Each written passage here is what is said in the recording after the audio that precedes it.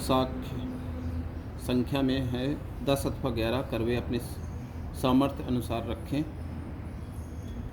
कार्तिक कृष्ण पक्ष की चतुर्थी को करवा चौथ व्रत करने का विधान है।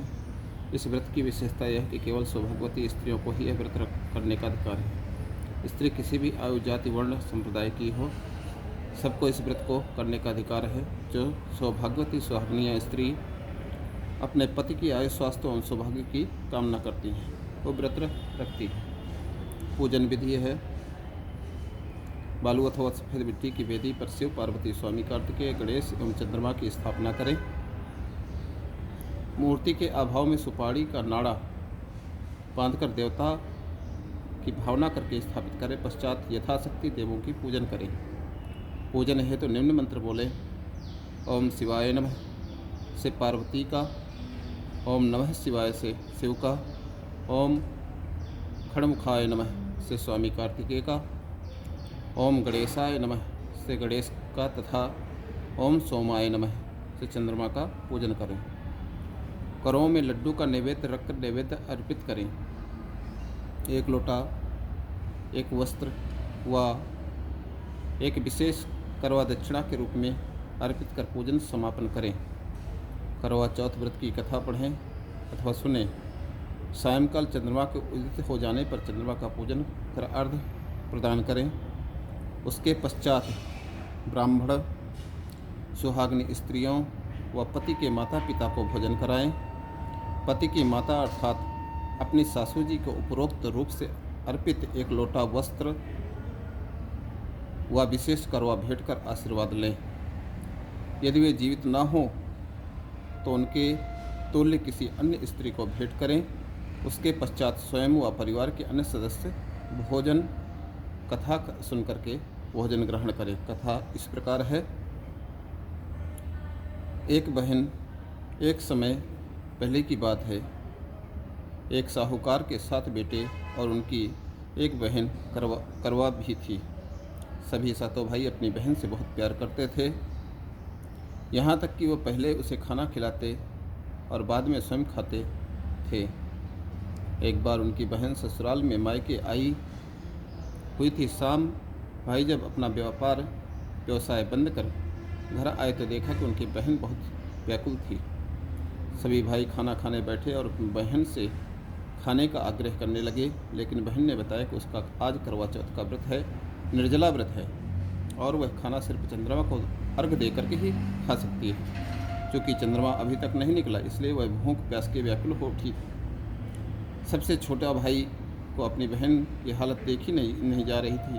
दूर पीपल के पेड़ पर एक दीपक जलाकर चलनी की ओट में रख देता और दूर से देखने पर वह ऐसा प्रतीत होता जैसे चंद्रमा चतुर्थी का चांद उदित हो रहा हो। उसके बाद भाई अपनी बहन को बताया कि चांद निकल आया, तुम उसे अर्घ देने के बाद भोजन कर सकती हो।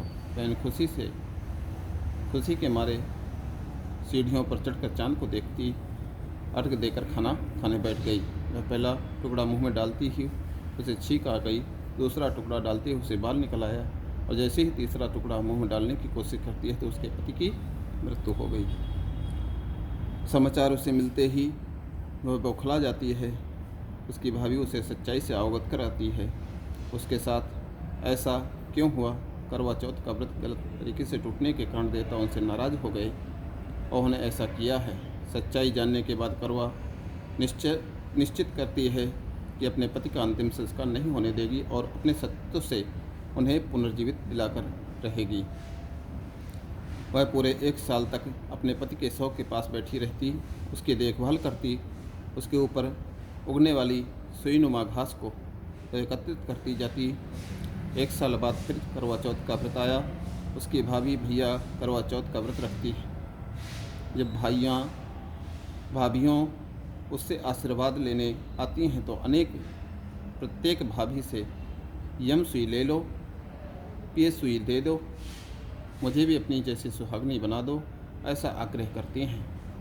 लेकिन हर बार भाभी उसे अगली भाभी से आग्रह करने के लिए कहकर चली जाती है।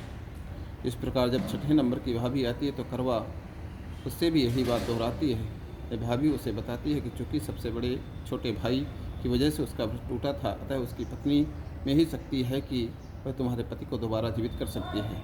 इसलिए जब वह आए तो तुम उसे पकड़ लेना और जब तक वह तुम्हारे पति को जिंदा न कर दे उसे नहीं छोड़ना। ऐसा कह के वह चली जाती है। उसके अंत में छोटी भाभी आती है। करवा उनसे भी सुहागिन बनने का आग्रह करती है, लेकिन वह टाल मटोल करने लगती है। उसे देख करवा उन्हें ज़ोर से पकड़ लेती है और अपने सुहाग को जिंदा करने के लिए कह देती है। भाभी उससे छुड़ाने के लिए नोचती है, सोचती है, लेकिन करवा नहीं छोड़ती। अंत में उसकी तपस्या को देख भाभी पसीज जाती है। वह अपनी छोटी उंगली को चीरकर उससे अमृत उसके पति के मुंह में डाल देती है। करवा का पति तुरंत श्री गणेश करते हुए उठ बैठता है। उस प्रकार प्रभु की कृपा से उसकी छोटी भाभी के माध्यम से करवा को अपना सुहाग वापस मिल जाता है। श्री गणेश माँ गौरी जिस प्रकार करवा को चिर सुहागन का वरदान आपसे मिला है, वैसा ही सब सुहागनियों को मिले। बोले श्री गणेश भगवान की जय।